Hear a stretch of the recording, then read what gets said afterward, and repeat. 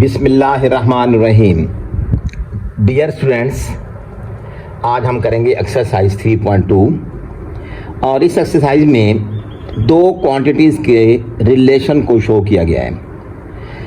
Relation ये बेटे ये होता है, इसको हम वेरिएशन कहते हैं कि अगर एक क्वांटिटी दूसरी क्वांटिटी के साथ रिलेट कर रही है और एक क्वांटिटी को हम चेंज करते हैं तो दूसरी भी चेंज हो जाती है, तो हम इसको कहते हैं वेरिएशन। सपोज दैट कि हमारे पास 5 पर्सन एक फैमिली के अंदर हैं, उनके एक्सपेंसेस फॉर एग्जांपल होते हैं 5000। अगर एक फैमिली में 5 पर्सनस के एक्सपेंसेस पर मंथ 5000 होते हैं, तो अगर उसी फैमिली में 10 पर्सन होंगे तो उनके एक्सपेंसेस भी बढ़ जाएंगे। तो एक क्वांटिटी के बढ़ने से अगर दूसरी क्वांटिटी बढ़ जाए तो हम इसे कहते हैं डायरेक्ट वेरिएशन।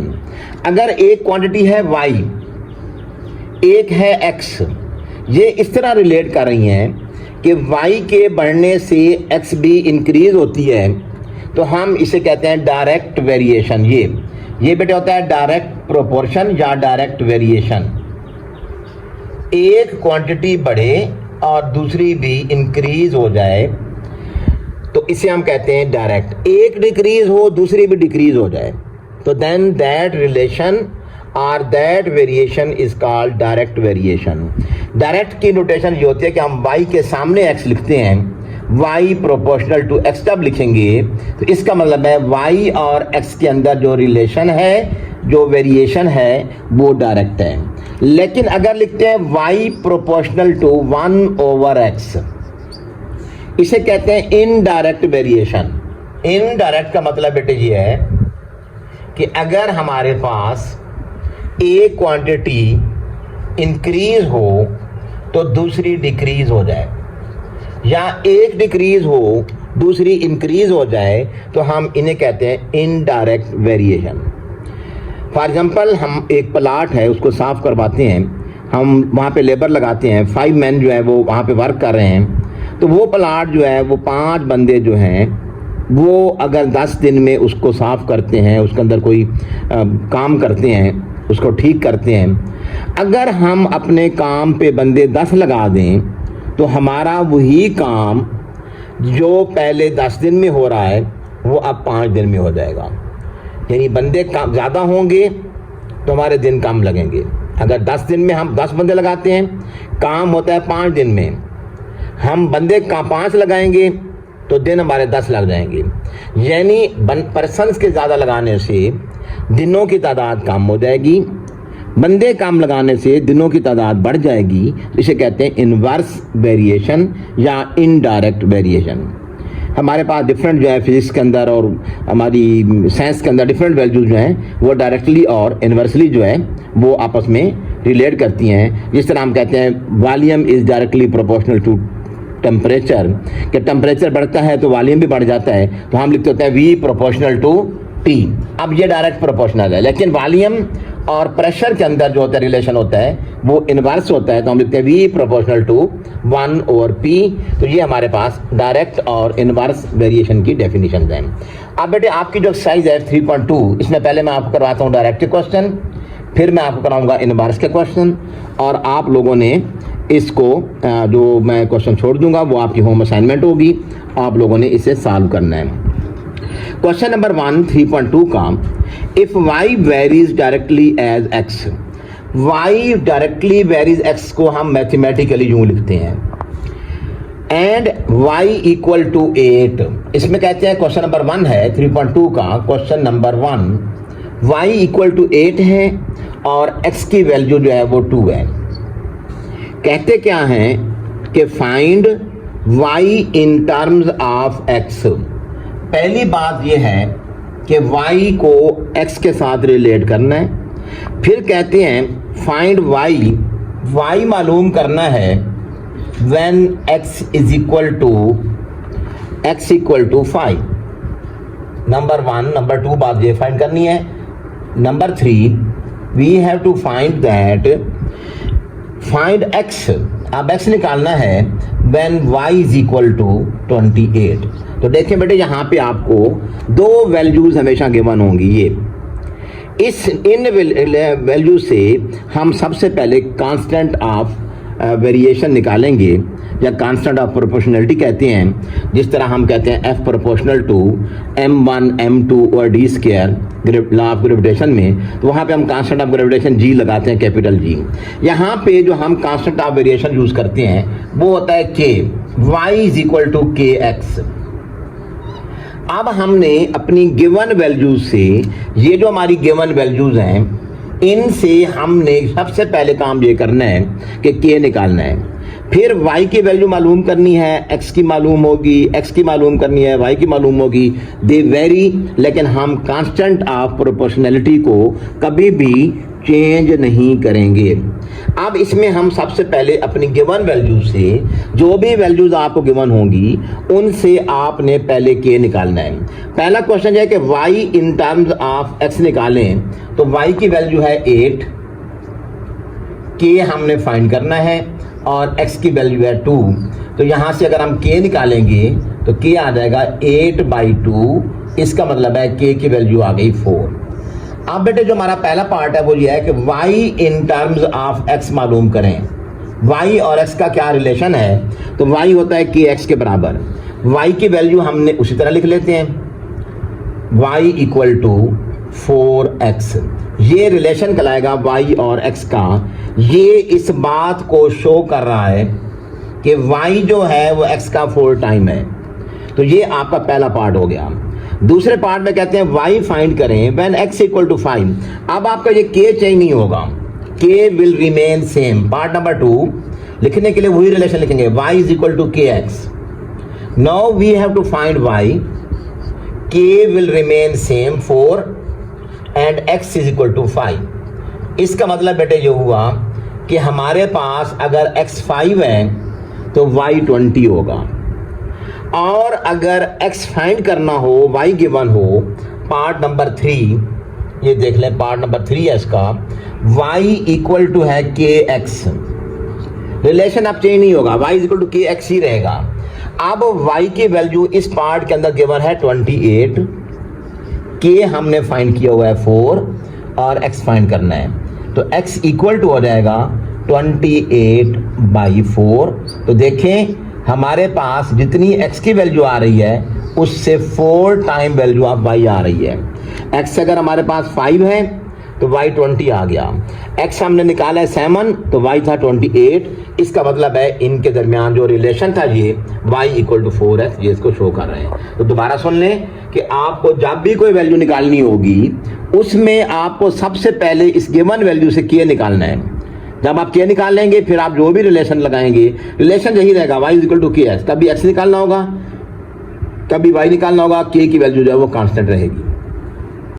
क्वेश्चन नंबर 2 जो है बेटे वो बिल्कुल सेम जो है क्वेश्चन नंबर 1 की तरह है। आपने k निकाल के x और y की वैल्यू निकालनी है। क्वेश्चन नंबर 3, इसमें है if r proportional to capital T when r equal to 5, r की वैल्यू दी हुई है 5 and t is equal to 8। पहली बात ये है कि अगर हमारे पास ये प्रोपोर्शनलिटी का साइन है तो हम इसे खत्म करके यहाँ पे लगाएंगे r is equal to kp। k is called constant of proportionality. सबसे पहले हम इन गिवन वैल्यू से जो भी होंगी इनसे k निकाल लेंगे। ये बनेगा 5, यहाँ से k निकालना है, t की जगह 8 लगाएंगे तो k की वैल्यू बेटे बन जाएगी 5/8। ये हमारे पास अब कांस्टेंट ऑफ प्रोपोर्शनैलिटी है, ये अब यूज करेंगे हम इस रिलेशन के लिए। वो कहते क्या हैं, find the equation connecting r and t। r और t को कनेक्ट करने वाली पहला part, r is equal to है kt। अब हमारे पास r को अगर हम k की वैल्यू जहां पे लगा दें तो ये बनेगा 5/8t।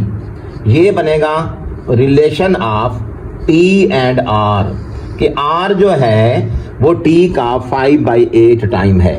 ये तो बात हमारी सिंपल सी हो गई। जिस तरह हमने x इक्वल टू ky कह के वहां से रिलेशन निकाला था, y इक्वल टू 4x, उसी तरह से ये r का रिलेशन t के साथ आ गया कि r जो है वो 5/8 टाइम है t का। पार्ट नंबर 2, इसमें कहते हैं कि फाइंड करें, क्या चीज फाइंड करें पार्ट नंबर 2 में, find t is equal to 64, तो फाइंड r करना है, r is equal to find करना है, t की वैल्यू है 64। और थर्ड पार्ट में बेटे कहते हैं कि आपने फाइंड करना है t when r is equal to 20। r और t चेंज होते रहेंगे, एक चेंज होगा दूसरा भी चेंज होगा, वेरी करेगा। अब हमारा रिलेशन क्या है, लिखेंगे since r is equal to के टी, ये रिलेशन हमारा फिक्स रहेगा। इसमें r की वैल्यू फाइंड करनी है। सेकंड पार्ट में k की वैल्यू हम निकाल चुके हैं 5/8 मल्टीप्लाई t की वैल्यू है 64। इसका मतलब बेटे ये हुआ कि अगर t की वैल्यू 64 है तो r की वैल्यू बन जाएगी 40। ये आपके पास r की वैल्यू आ जाएगी। पहली दो गिवन वैल्यू से आपने हमेशा k निकालना है। पार्ट नंबर 3 ये, इसमें कहते हैं t फाइंड करें r 20 हो जाए, चाहे r जो भी हो जाए, हमारा फार्मूला तो सेम रहेगा, r इज इक्वल टू के टी।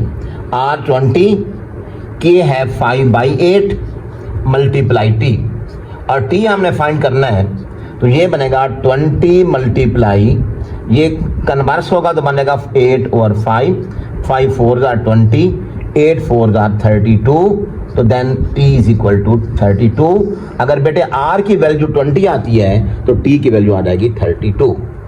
ये है क्वेश्चन नंबर 3। इसी के साथ अगर मैं आपको बताऊं, इसके जो क्वेश्चन नंबर 1 से लेकर क्वेश्चन नंबर 6 तक तमाम क्वेश्चन जो हैं वो डायरेक्ट वेरिएशन के हैं। इनके अंदर डायरेक्ट वेरिएशन है, नंबर दिए हुए हैं, उनका रिलेशन दिया हुआ है और डायरेक्ट रिलेशन दिया हुआ है। तो आपने इसका पार्ट नंबर, एक तो क्वेश्चन नंबर 2 आपने करना है और एक आपने इसका क्वेश्चन नंबर 6 करना है। मैं आपको क्वेश्चन नंबर 4 और 5 कर देता हूँ। इसका क्वेश्चन नंबर 4 अगर किया जाए तो इसमें भी रिलेशन गिवन है।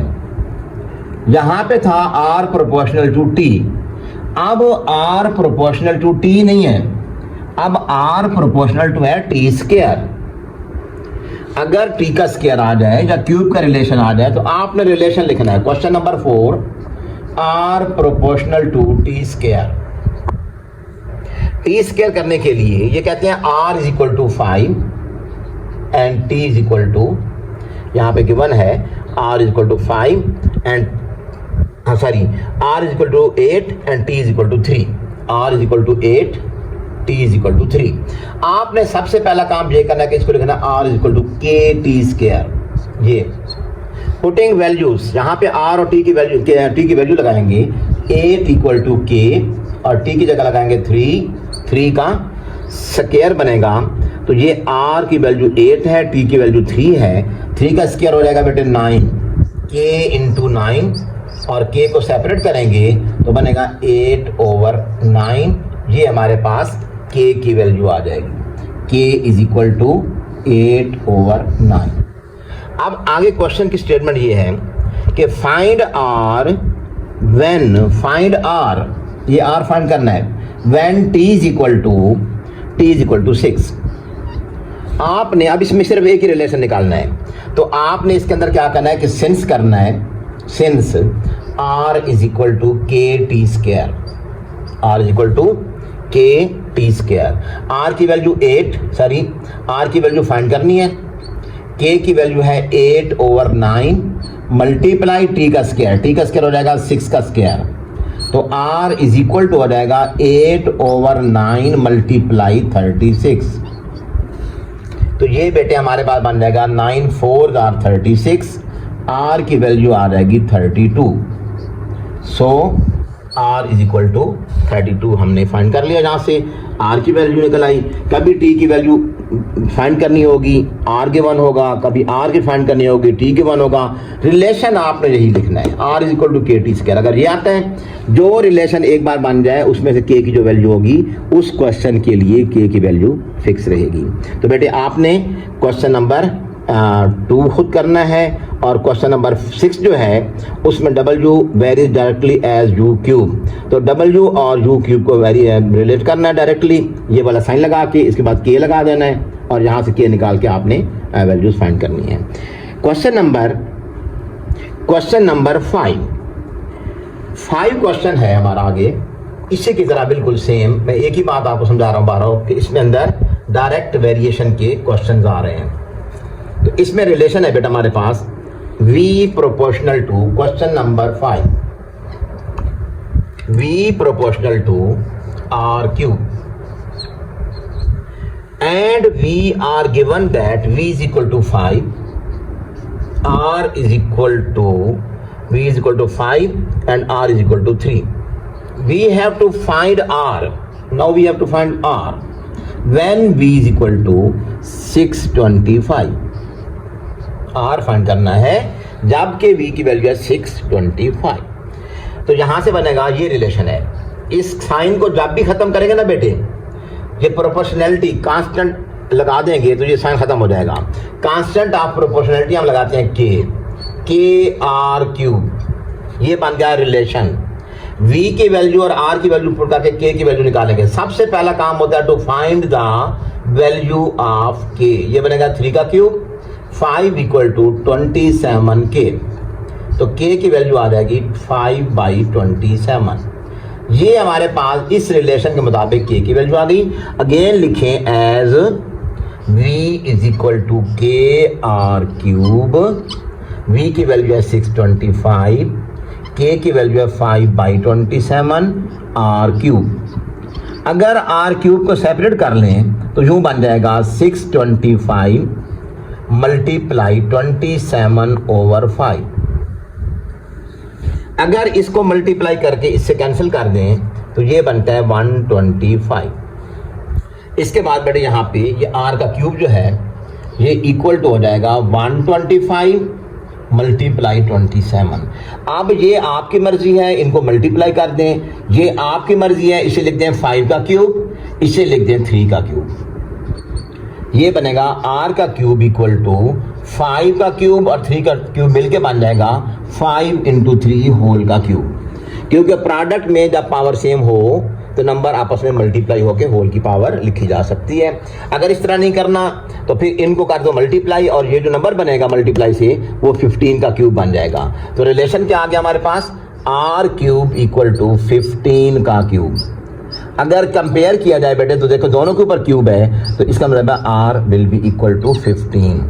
अगर V की वैल्यू जो है वो 625 है तो R की वैल्यू आ जाएगी 15। तो ये क्वेश्चन थे आपके डायरेक्ट वेरिएशन के, कि जिसमें हमारे पास डायरेक्ट वेरिएशंस होती हैं, हम उसमें से K निकालेंगे। बिल्कुल यही मेथड होता है इनवर्स का भी, लेकिन अभी मैं आपको क्वेश्चन नंबर 1 से लेकर 6 तक जो है मैंने आपको कर दी हैं, और इंशाल्लाह नेक्स्ट जो है मैं आपको इसके इनवर्स के भी क्वेश्चन भी आज ही इंशाल्लाह आपको मैं इसकी जो है वीडियो वो सेंड कर दूंगा।